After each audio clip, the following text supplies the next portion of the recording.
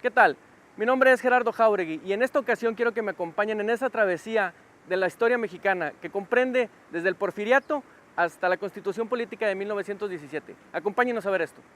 En este momento nos encontramos en la Sala del Porfiriato, en donde les vamos a hablar de los hechos más relevantes que ocurrieron de 1875 a 1910.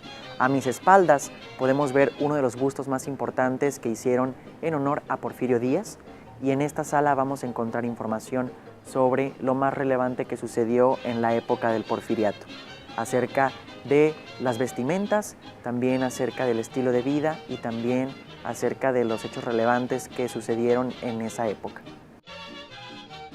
Comparada con las largas décadas de inestabilidad y guerras que la preceden, la época porfiriana se caracteriza por su equilibrio político.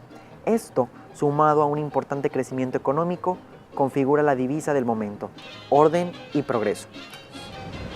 Como les estaba mencionando, a mis espaldas hay una de las primeras locomotoras que empezaron a funcionar a lo largo de toda la República Mexicana, de las cuales ayudaron a transportar los principales materiales que ayudaron a impulsar nuestra economía en la época del Porfiriato. Porfirio Díaz permanece en la presidencia hasta 1910 con base en la formación de un gobierno fuerte, lo que consigue mediante varias estrategias. Integra al poder a todas las facciones anteriormente derrotadas, como son la Iglesia, los militares y los conservadores.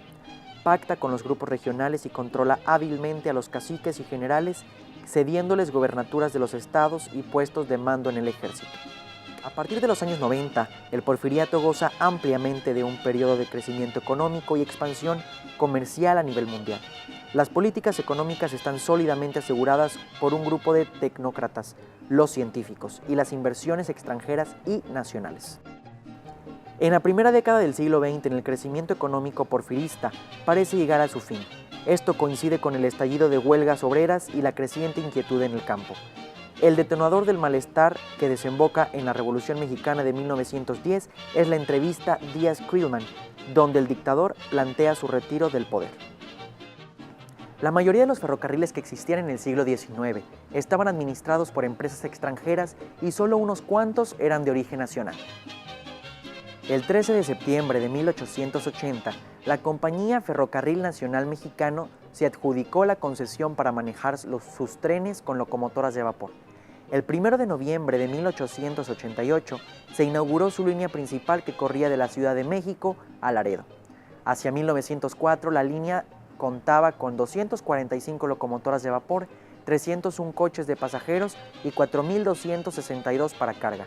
La locomotora modelo 2501 es un tren de pasajeros adquiridos en 1907, los cuales cubrían la ruta México-San Luis Potosí, Monterrey-Laredo. Después de 30 años de dictadura, pasamos a la Revolución Mexicana, donde participan personajes como Francisco I. Madero, Francisco Villa y Álvaro Obregón, entre otros, los cuales derrocaron a Porfirio Díaz, entrando en una época de inestabilidad en el país. En 1910, Francisco I. Madero es elegido candidato a la presidencia de la República por el Partido Antirreeleccionista.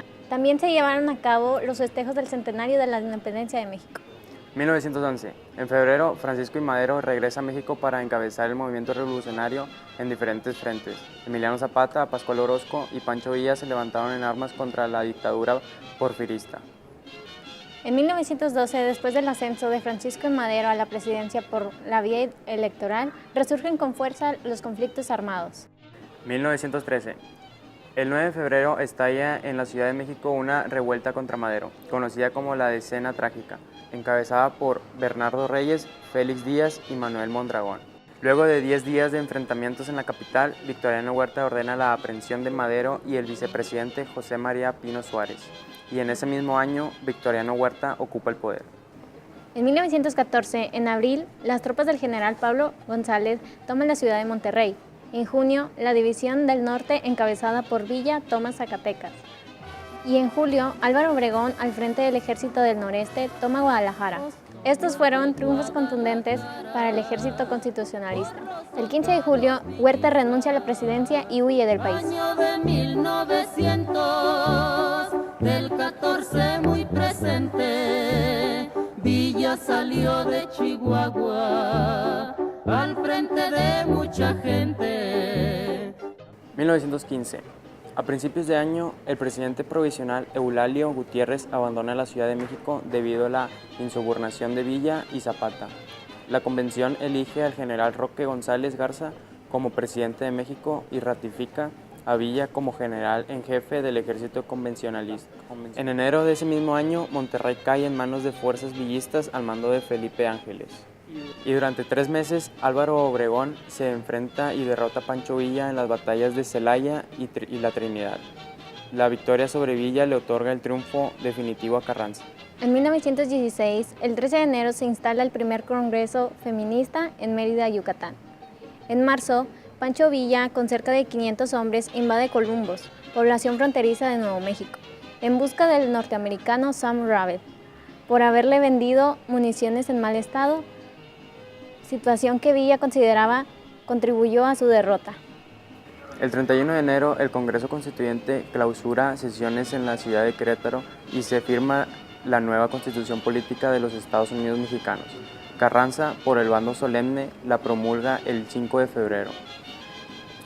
Y el 11 de marzo se celebran elecciones nacionales para nombrar nuevos miembros de Congreso y al presidente de la República. Venustiano Carranza es electo para este último cargo y asume la presidencia constitucional del país el 1 de mayo.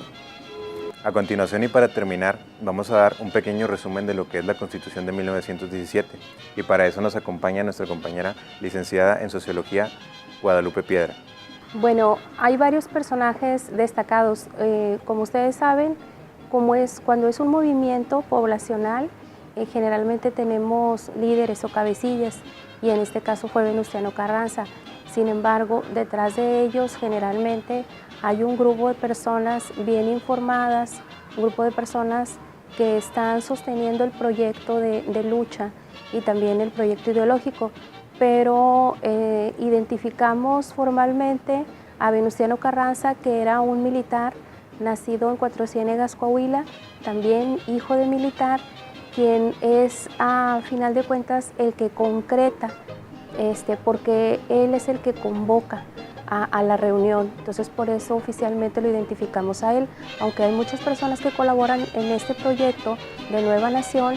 Es Venustiano Carranza el que le da forma y convoca a esta reunión para crear un congreso constituyente del cual se deriva posteriormente la Constitución de 1917.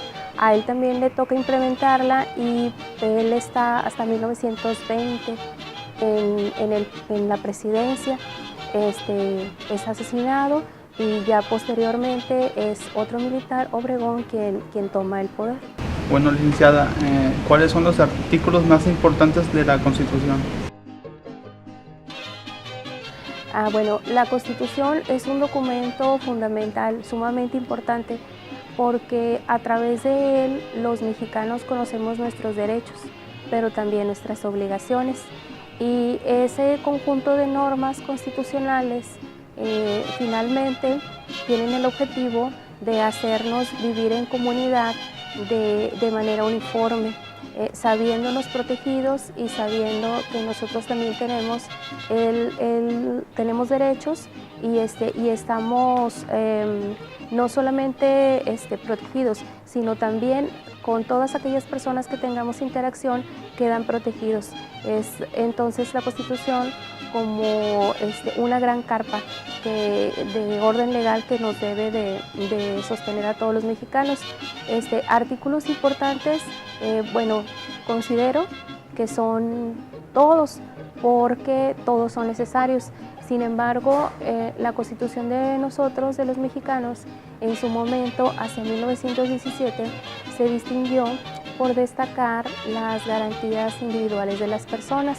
Las cosas han cambiado y ahora hablamos de derechos fundamentales. Sin embargo, nuestra Constitución fue un gran apoyo, un gran refuerzo, fue un documento que influyó mucho a nivel Latinoamérica para que otros países que estaban en el mismo proceso también tomaran cuenta de cómo había sucedido en México esta regulación de un sistema político a través de la Constitución, y de los que destacan principalmente son, como te decía al principio, los que nos respaldan en las garantías sociales individuales, como es el derecho a la educación, que es el artículo 3, también a la regulación del trabajo, que es el 127, porque pues te acordarás que después de una turbulencia, de un periodo de guerra, la forma, los sistemas de trabajo pues quedan así como muy desmembrados, muy desintegrados, y entonces este artículo le proveía incluso a las personas pues su derecho a trabajar 8 horas, a tener prestaciones. Otros artículos fundamentales son el derecho a la soberanía y a las aguas internacionales, que tú sabes que en el siglo XIX en nuestro país esa fue una abatiente de muchos momentos históricos que terminaron en tragedia. El hecho de defender esa soberanía, de establecer esa soberanía, y entonces ya constitucionalmente pues queda establecido así, que hay una soberanía y que nuestro país, que México, tiene ese derecho, esa autoridad constitucional, la libertad de religión, y también lo que se refiere a ser dueño de toda ese bagaje que tenemos de sistemas naturales, de agua, de ríos, todo el ser dueños del ecosistema. También me parece que es actualmente un artículo que debe ser muy destacado y que tendríamos que aceptar, sin dudar, el compromiso de estudiarlo, de ponernos a estudiarlo ahorita, porque finalmente la ecología es como la sangre para una tierra, es lo que le da sustento y lo que le permite existir. Entonces, pues algunos de estos artículos que te mencioné son los que podemos considerar más importantes porque nos impactan a toda la nación, a todos los mexicanos, a todos los ciudadanos. Muchísimas gracias por habernos acompañado por este recorrido a través de la historia mexicana, desde el Porfiriato, la Revolución Mexicana y terminando con la Constitución que rige nuestro país hasta hoy en día. Muchísimas gracias por habernos acompañado y hasta la próxima.